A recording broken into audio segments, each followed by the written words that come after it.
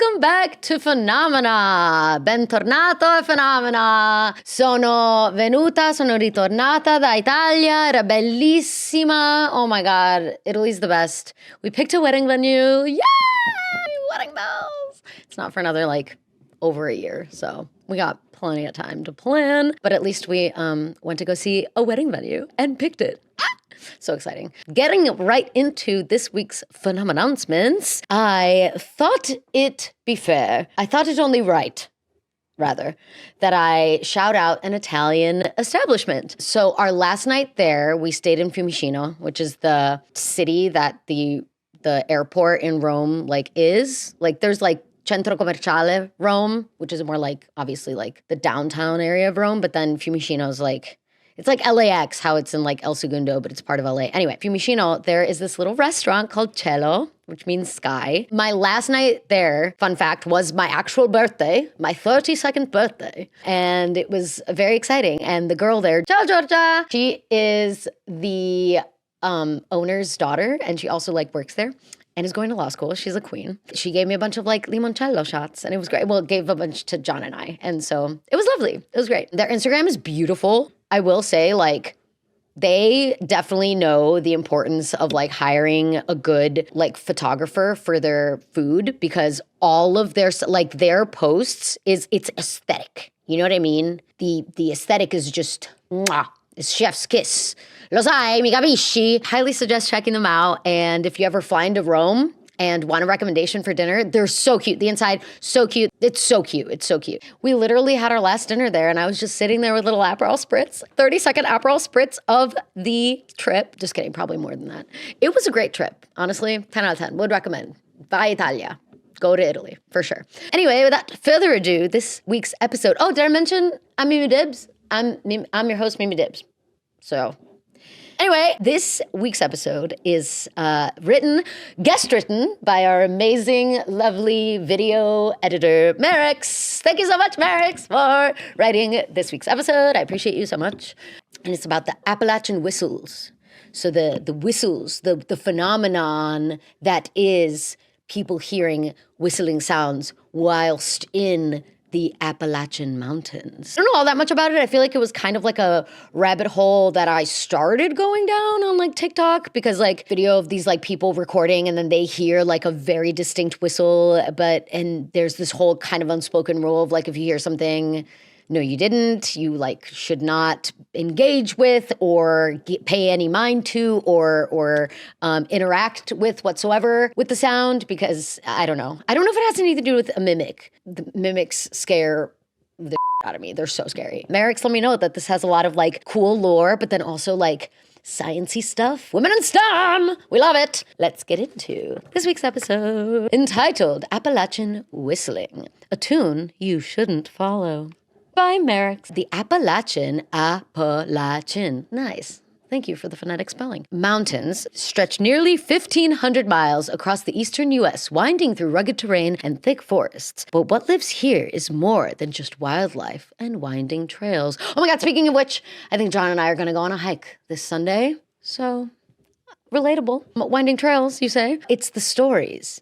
Old stories. Ooh, how old? The mountain range is one of the oldest in the world, born over 480 million years ago. But how is that correct when Jesus is only... No, I'm kidding. 480 million years ago, when tectonic plates collided and heaved the earth skyward. Ooh, a poet. Poetry. Once taller than the Rockies, they've been worn down by time into the dense, rolling spine of the American East. Again, this is very well written. I love it. I knew Merrick's was a good writer. I knew they were a good writer, damn it.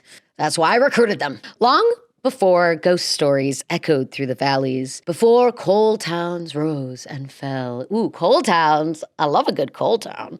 Fun fact, totally off topic, but in Italy, you actually get Babbo Natale, which is Santa Claus, and then La Befana, which will give you coal if you're bad. And my mom would always play the joke. According to her, it's a joke. She would always get me fake coal that was actually candy, but she'd be like, "Tu eri cattiva, you were bad." So then she'd get me coal, but then be like, just kidding, after I cried myself to sleep. My mom has a very interesting sense of humor. It's what makes me so strong today. So why did I even go into that rant? Because of what? Oh, coal towns. Yeah, coal. Cool. Before anyone called it Appalachia, the mountains were already ancient. Ooh. For thousands of years, indigenous peoples lived there. Cherokee, Shawnee, Monoton, I think, and others, building complex societies, trade routes, and oral traditions rooted in the land. The Cherokee called the Smokies Shakonohe, the land of the blue smoke. Ooh, I love that. Very aesthetic. I like it. They believed the mountains were sacred and alive. Yeah, I mean, yeah. I also believe that. I feel like that's like nature. That's like the very fact that we can observe the circle of life through nature itself is wild. This is morbid, but like I would want to be buried. I would want to be cremated and then my ashes be mixed with the soil and along with like a tree plant, like a tree seed, and then be planted, and then so that my grandchildren and lineage can visit me, but instead of a grave, it's a tree. That'd be fun. Isn't that cute? I love it. But yes, anyway, the hills are alive with the sound of music. Yeah, the mountains are alive. Filled with spirit beings that lived in the midst and hollows. In the mists and hollows. I said midst. I mean, either work. Either way, it's spooky. Oh yeah, did I mention this is a spooky episode? Spooky. So spooky warning. This is probably a little bit on the spookier side just because it's just eerie. It's very eerie. Then came the colonists. Boo, hiss. Oh my God, no. This is going to start feeling like the Roanoke colony episode. I can already tell. Wow, I didn't know it dated back this far, but another history lesson. Nice. By the 1700s, European settlers, mostly Scot, Irish, English, and German. English and German. Is it German? Yeah, right? Yeah. Began pushing west over the Blue Ridge and into the interior. Classic. Many were fleeing political oppression, economic collapse, or religious prosecution. They brought with them farming tools, flintlock rifles, and centuries of superstition. Oh, interesting. Right, obviously not everyone that immigrated to the U.S. was, had bad intentions, albeit the very first settlers obviously didn't come here respecting the land whatsoever. But obviously when when a bunch of other people showed up, I don't think a lot of them really knew what they were getting themselves into. But centuries of superstition, nice. Stories from the old world came with them. Banshees, witches, fae, and forest omens. Yes, our very first episode, the fae. But they didn't just bring stories, they made new ones. Ooh.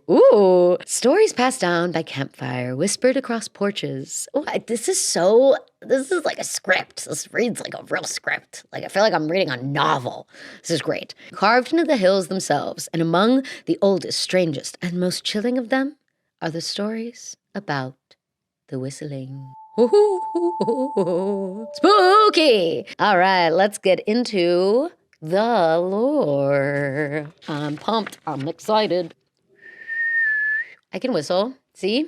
John whistles really well. Sometimes too much. Sometimes I'm like, can you stop whistling? We were walking around Italy and he would just be like, whatever. I can't whistle tunes. It's fine. He can though. And he was whistling tunes. And I was like, stop it.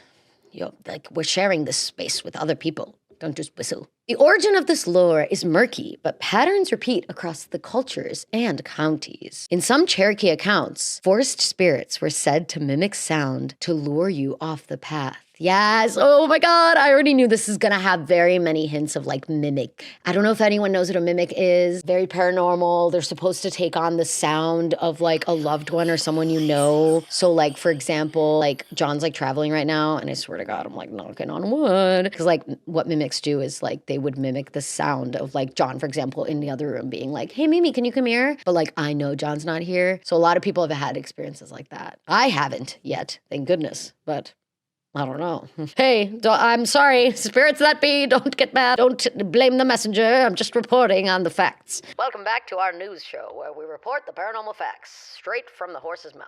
Anywho, I wonder if it was always whistles or if it could be other sounds of, I don't know, rustling or other people to make them be hello, who's there, And then they would never see it again. I don't know if that's true. I'm just spouting lies. Anyway, let's get into the truth, which is this research. These beings, sometimes called Nunehi or shadow people. Ooh, I kind of love that. Why do I love that name? Nunehi? That's such a cute name for little shadow people. Weren't always evil, but they could be dangerous if disrespected or ignored. Same.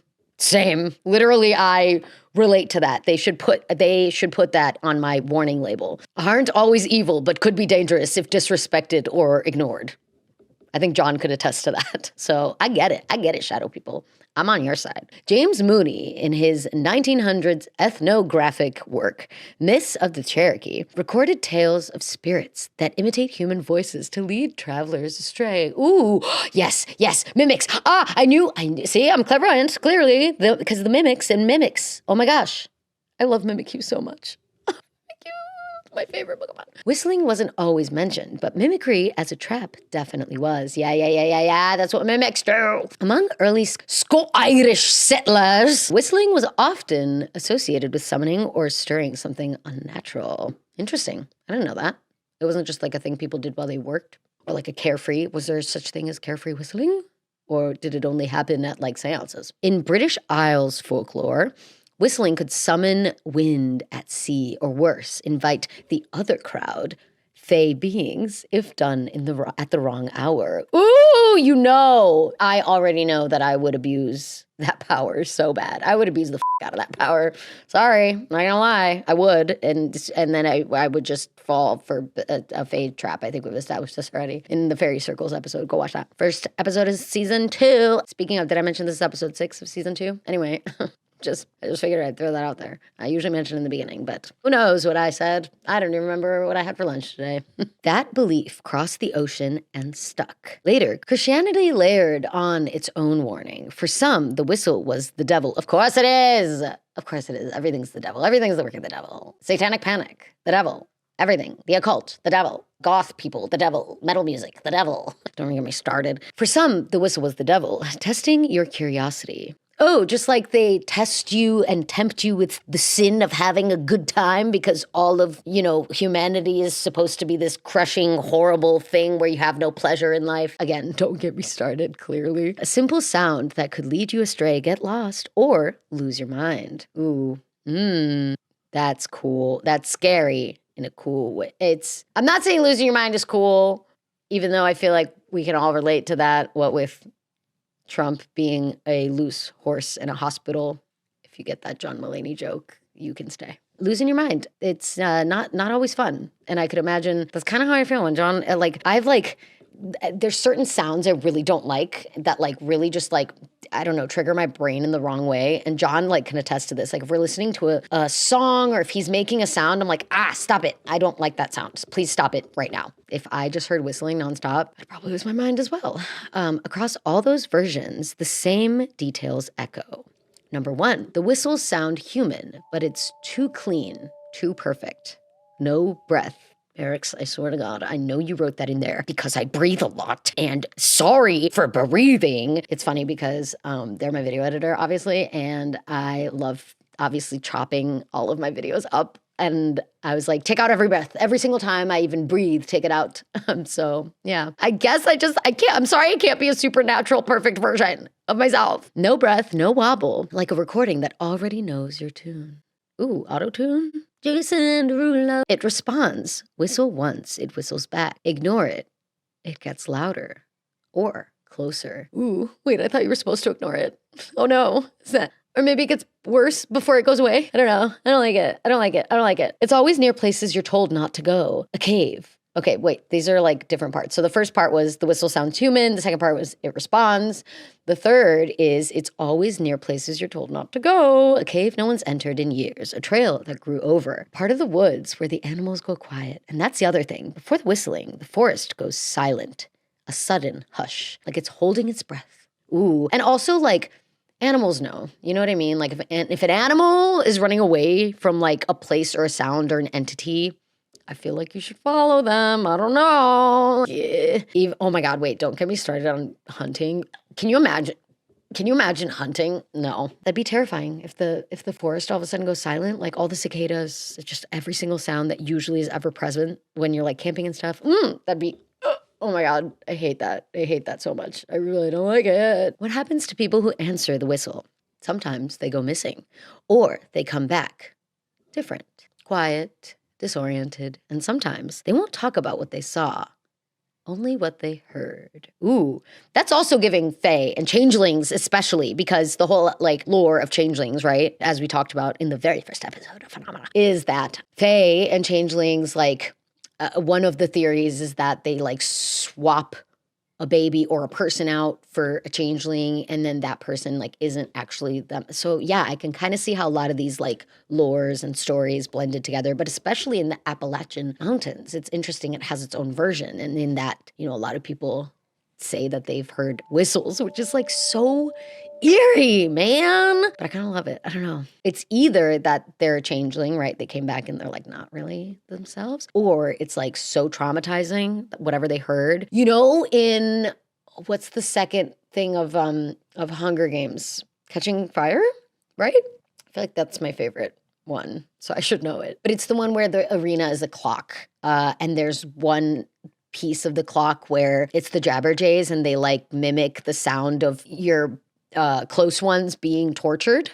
So I feel like that's where they got that, to be honest. They probably were like, yeah, mimics and like Appalachian stories and like these stories of that, like sounds can really mess you up, man. With that said, let's get into the theories. I told you it was a spooky episode. What can I say? Number one, it's not a sound, it's a being. In both Cherokee and settler folklore, the whistling isn't just a noise. It's something alive, a presence in the woods. In Cherokee tradition, beings like the Nunnehi, or shadow people, could mimic voices or sounds to lead travelers astray.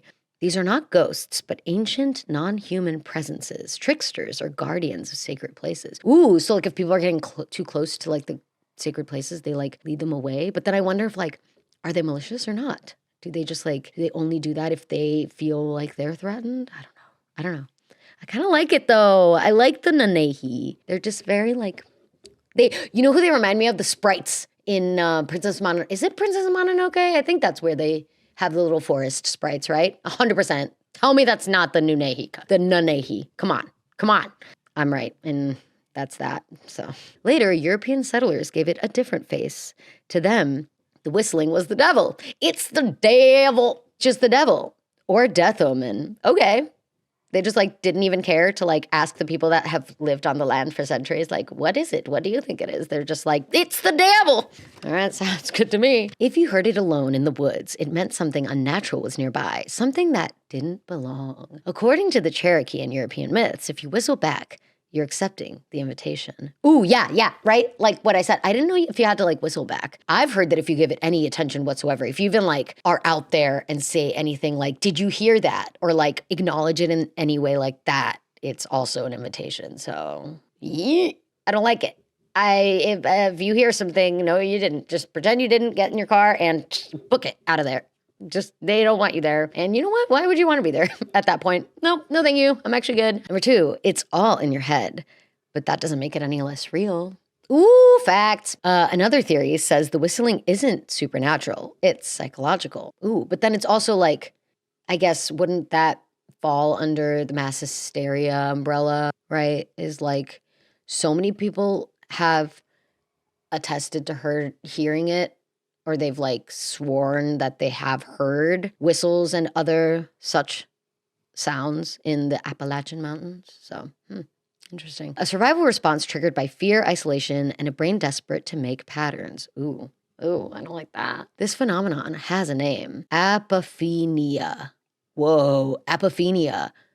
Apophenia, which is the tendency to find meaning in random sounds. Ooh, oh my God. No, I feel like if I had a heightened sense of like fear, I definitely could see me and anyone else in that situation thinking like, oh, what was that? I thought I just heard something. Was it this? Was it that? Ooh. I'm glad it has a name though, Apophenia. Apophenia sounds cool. Like, I'm gonna name my daughter Apophenia. I'm kidding.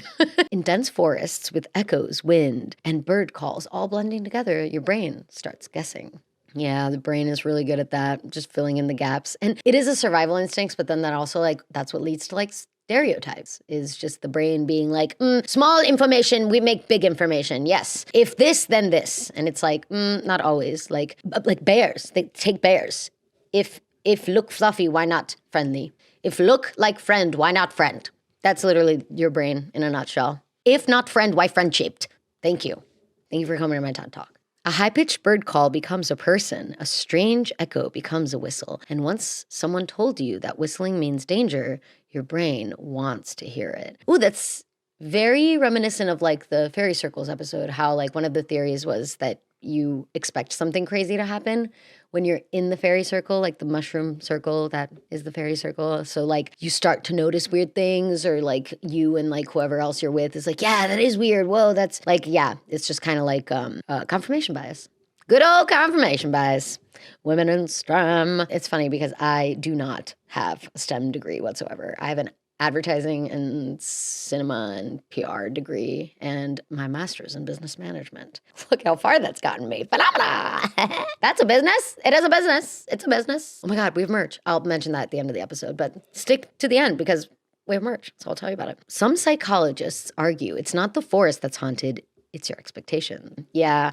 Also, I don't like the dark, and I think the dark makes everything way scarier. Like the second one of your main senses, sight, i.e. sight, is taken away, I feel like, yeah, then all else goes out the window. All reason goes out the window. Like, it's so much easier for us to be like, nope, that was sinister. It's sinister vibes. Number 3, it's the land itself.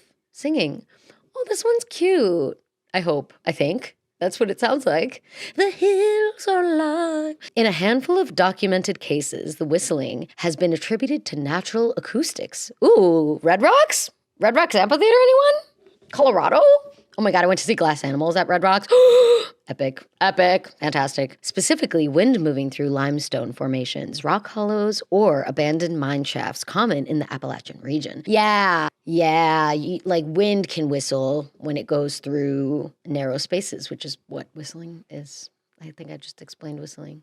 But yeah, so basically it's mountains whistling, I guess. That makes sense. These structures can act like natural flutes or resonating chambers under just the right atmospheric conditions, temperature, humidity, barometric pressure. A high-pitched tone can emerge and carry across distances. Echo.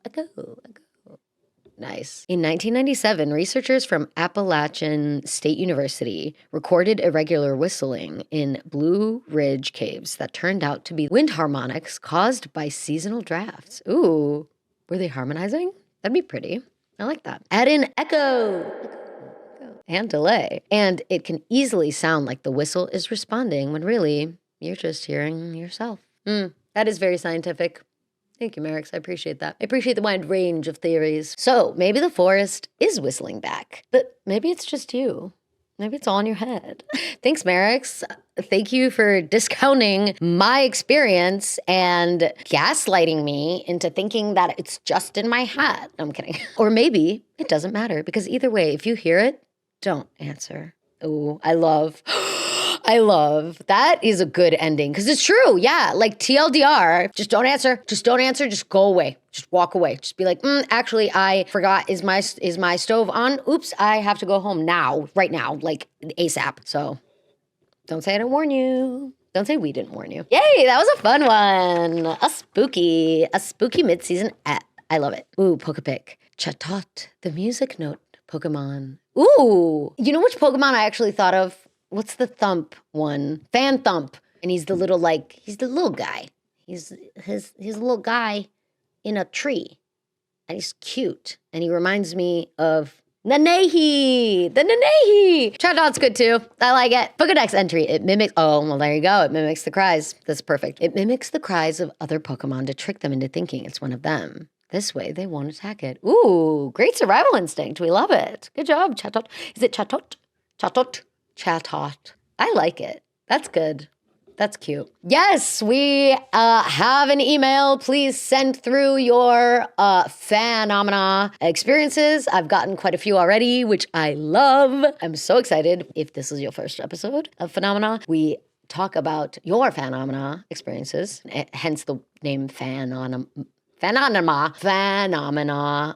episode in between seasons. You can email us at phenomena.cases@gmail.com. Or we also have a Patreon, so you can show your support by joining. There's a free tier that immediately gives you access to our Discord, where we have super fun, awesome chats. I love it. Follow us on Instagram, phenomena.cases as well. Just comment on this YouTube channel, on this YouTube episode. And let us know your personal experiences, because I'll use it for the Phenomena episode. I don't know. You didn't see that, actually. Now I'm the one gaslighting you. New episodes come out every Wednesday at 6 p.m. PST. And next time on Phenomena, we'll be talking about Mothman! Mothman! Carly, we're gonna talk about Mothman! I need to tell Carly. Carly was saying when you cover Mothman to let her know. So I will let her know. Next episode, Mothman. I'm so pumped. I'm excited. I think the way I learned about Mothman was BuzzFeed Unsolved. And they did a great episode on it, but ours is gonna be better. Just kidding. BuzzFeed Unsolved is the best. Oh, last thing. Oh my God, before we go, merch. I dropped merch, and here is one of the, I have very limited space. Look at that. Oh, cool. Look at how cool that is. Isn't that so cool? Look at how cool. Why am I saying cool like a dad? Look at how cool. Whoa, wait. There. That's pretty clean. This is the heavier one. Use code PHENOMNOMS at checkout if you want 25% off of merch. I'm gonna tell you that right now. It's always just gonna, that was supposed to be for friends of the pod, and you're all friends of the pod. If you're watching the pod, you're a friend of the pod. There you go. We'll post the link on the YouTube links section, and then probably on Patreon and stuff. We have a choice of 3 different sweaters: a classic one, a heavier one, that's the one that I showed you. It's like thicker, good for like colder weather, and then an acid wash one that's made in the US, but it's the most expensive one because of course it is. It's made in the US. Remember, you can explore the rabbit hole without falling all the way down. Stay vigilant, children, and I'll see you next week for the Mothman episode. Yay! Written by Jodelle. I'm so excited. Thank you so much for joining. Thank you for tuning in. Subscribe, like, comment. I appreciate you, and I'll see you next week. Thank you. Bye.